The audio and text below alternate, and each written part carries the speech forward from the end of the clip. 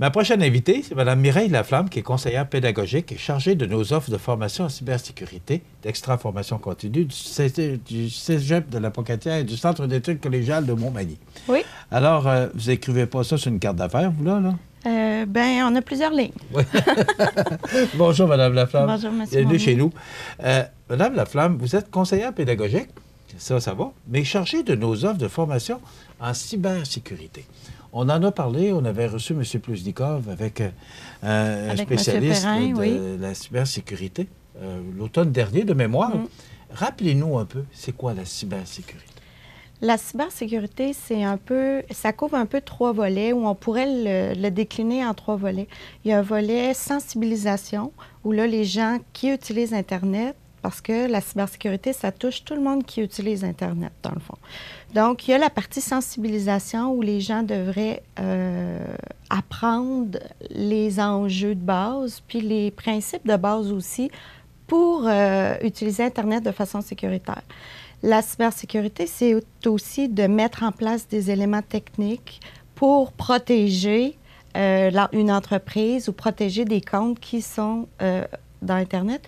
Et la cybersécurité, c'est aussi une façon de savoir ou de se préparer à comment réagir si jamais on se fait pirater ou on se fait attaquer ou on fait paralyser nos services par des gens qui ont des intentions malveillantes. Bon, Mireille, moi, ce que je comprends, c'est que personne n'est à l'abri de ça, là. Non. Personne. Là. Non. Okay. Peu importe. Souvent, les gens vont dire, ben moi, je suis correct parce... excusez. Je suis correct parce que, dans le fond, j'ai un bon antivirus, puis je fais affaire avec une compagnie qui s'occupe de ça pour moi. Tu sais, dans le fond, des fois, c'est comme ça un peu que les gens, mais c'est tout le monde. Puis plus on est informé sur les moyens, sur les principes de base de la cybersécurité, mais plus on est capable de valider si l'entreprise qui s'occupe de nos affaires est... Mais vous venez de toucher une corde sensible. Antivirus, là, c'est pas antivirus, c'est pas antivirus, là. C'est pas antivirus. Il n'y a aucune méthode, même si on est hyper spécialiste en cybersécurité, il n'y a aucune méthode qui garantit à 100 mais d'être de plus en plus informé parce que les pirates vont affiner leur technique pour contrer tous ces antivirus-là. Les compagnies d'antivirus, mais c'est pas juste les antivirus, mais tous les mécanismes de défense qu'on va mettre, les pare-feux, les éléments techniques qu'on va mettre dans une infrastructure informatique vont faire en sorte que ça va nous aider, mais on ne sait jamais quand le pirate va prendre le dessus sur la protection qu'on va avoir choisie. Okay. C'est dans ce sens-là. Maintenant, quand vous parlez d'offres de formation en cybersécurité, en quoi ça consiste? Bien, depuis 2014, là, on a développé, vous savez qu'avec nos experts, nos spécialistes en cybersécurité, on a développé différents types de formations pour différentes clientèles. Donc, on a un premier type de formation qui sont les webinaires. Donc, on offre, ça pourrait être un peu une initiation à la cybersécurité. C'est des webinaires qui se passent à l'heure du dîner, d'1 h, 1 h 30, pour commencer à donner de l'information aux gens sur comment on fait pour gérer les mots de passe, comment on navigue sur un réseau sans fil, non sécurisé. Tu sais, des fois, on va travailler au Tim Hortons, on va connecter notre téléphone là.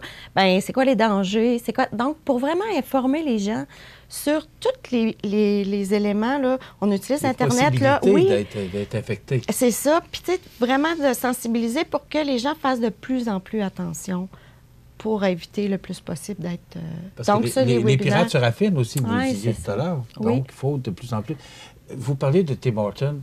Non, ça n'a rien à voir avec Tim Hortons, là. Peu importe où on est, dans un restaurant ou peu importe, c'est pas le Tim Hortons.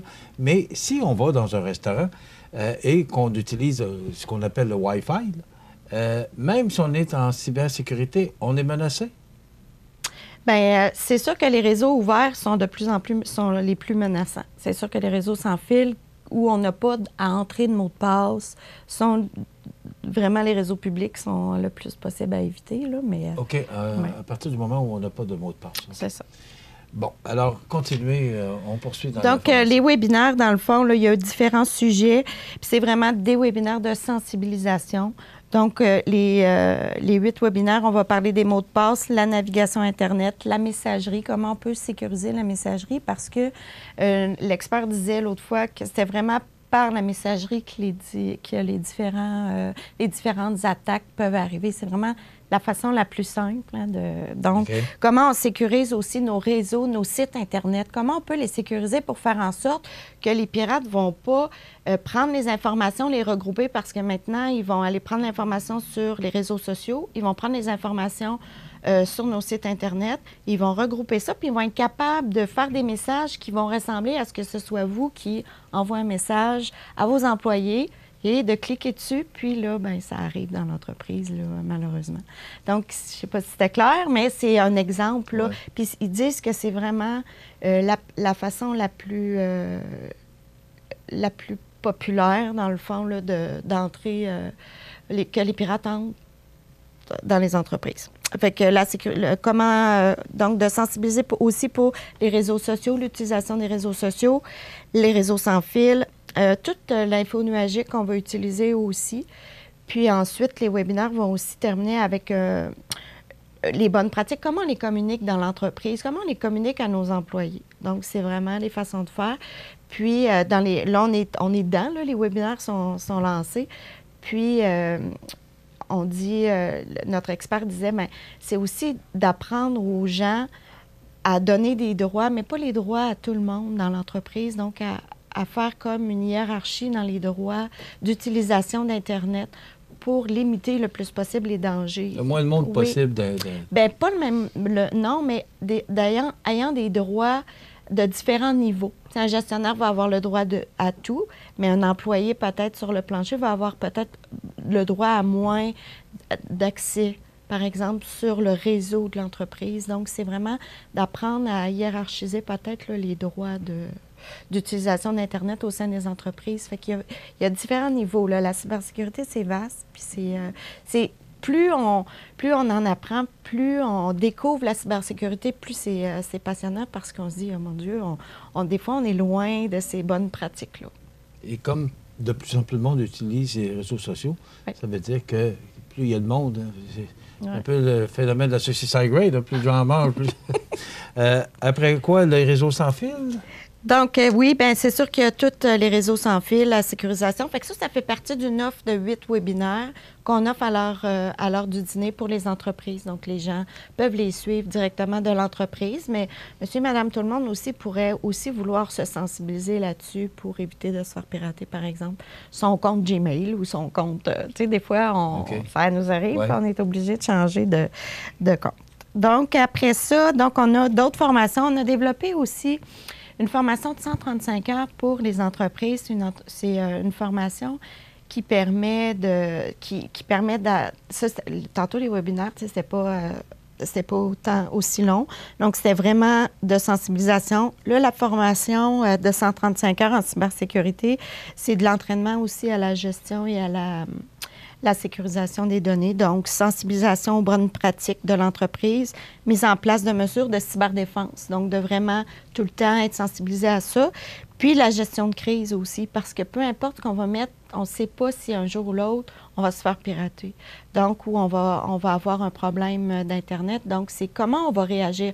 C'est là que ça va faire une différence entre si l'entreprise va être paralysée peut-être une semaine, 2 semaines, ou ça va être paralysé pendant 1 mois, parce que tout dépendamment de ce qu'on va subir comme attaque, on peut avoir des dommages là, qui vont avoir des bonnes répercussions là, dans l'entreprise.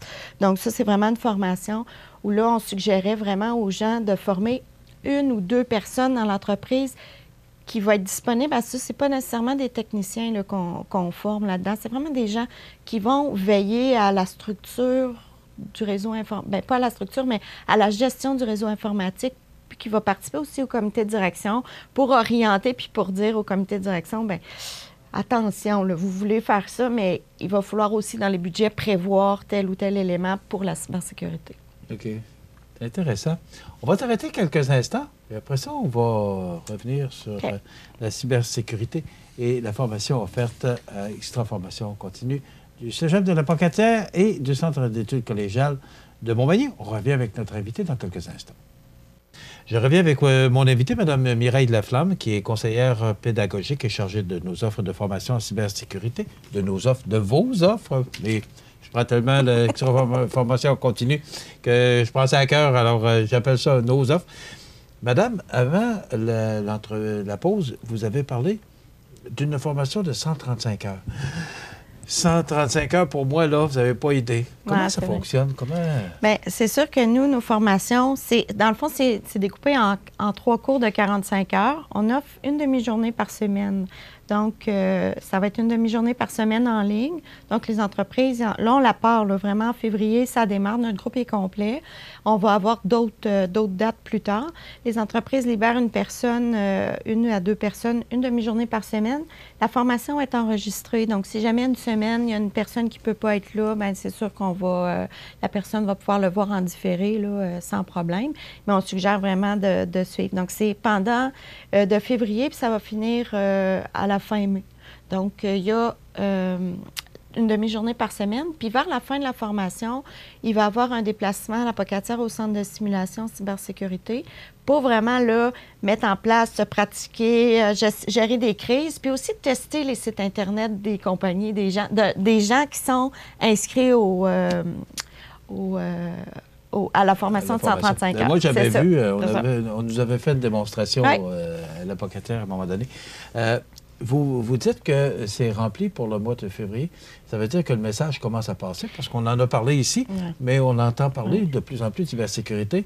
Ce que je comprends, c'est que le message commence à passer auprès des entreprises, des entrepreneurs. Bien oui, ça commence oui, mais malheureusement, ça prend des incidents. Ouais. C'est ça, je tentais de vous poser comme question. C'est des gens qui ont vécu des expériences. Bien, oui, c'est des gens qui ont vécu des expériences, mais maintenant, avec le plan du numérique, le ministère fait en sorte que les entreprises doivent de plus en plus se conformer, doivent de plus en plus avoir des pratiques cybersécuritaires, parce que quand on fait affaire avec d'autres entreprises ou à l'international, il peut y avoir des pénalités très élevées si on a, par exemple, un vol de données personnelles dans notre entreprise. Donc, il y a, tu sais, les politiques se resserrent de plus en plus. Mais les gens, tu sais, on se dit tout le temps, c'est comme ça va arriver, on va voir. Mais c'est comme un risque, là. Tu sais, si on n'est pas sensibilisé ou ils attendent. Fait qu'il pourrait y avoir encore plus de gens qui s'y intéressent, mais il faut continuer d'en parler, il faut continuer de leur montrer. Ça ne va pas avec la grosseur de l'entreprise. Tout le monde fait face à ça, cette situation-là. Ça peut arriver n'importe quand. Là. Oui, tu sais, ça peut arriver. On est tout le temps, maintenant, on est de plus en plus en réseau. Les gens travaillent sur le réseau de l'entreprise de leur domicile. Il y a beaucoup de portes d'entrée maintenant pour les cyber-attaquants.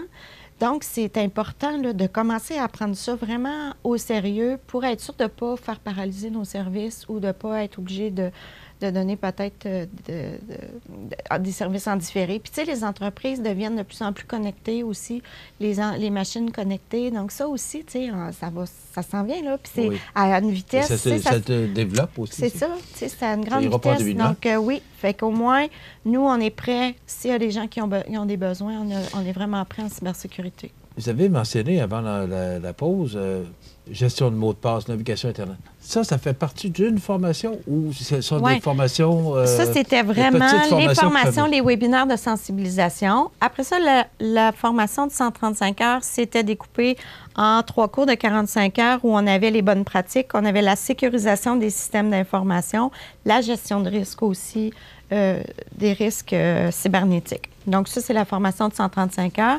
Et on a développé des formations de 2 jours et de 3 jours.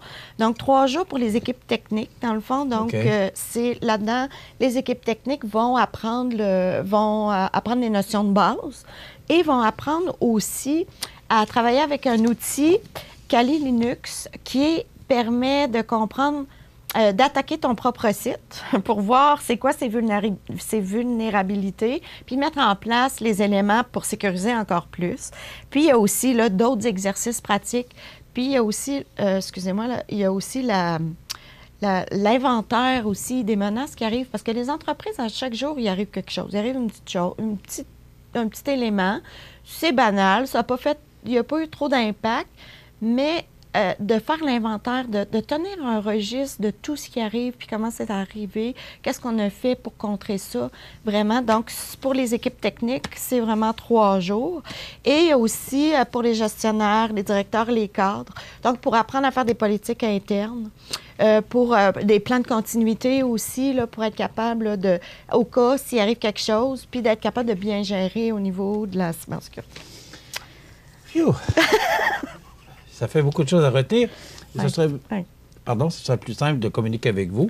À quel endroit on vous rejoint? Donc, vous pouvez, c'est vraiment là pour toutes les formations-là, c'est sur notre site extraformation.com. Vous pouvez me rejoindre aussi au Centre d'études collégiales de Montmagny. Sur le site Internet, là, vraiment, toutes les informations sont là, à jour. Ça a vite passé 15 minutes. Oui, hein? beaucoup.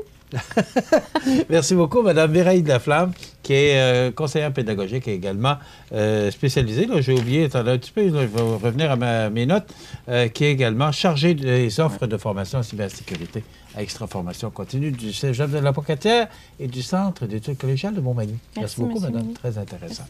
Voilà, ça complète.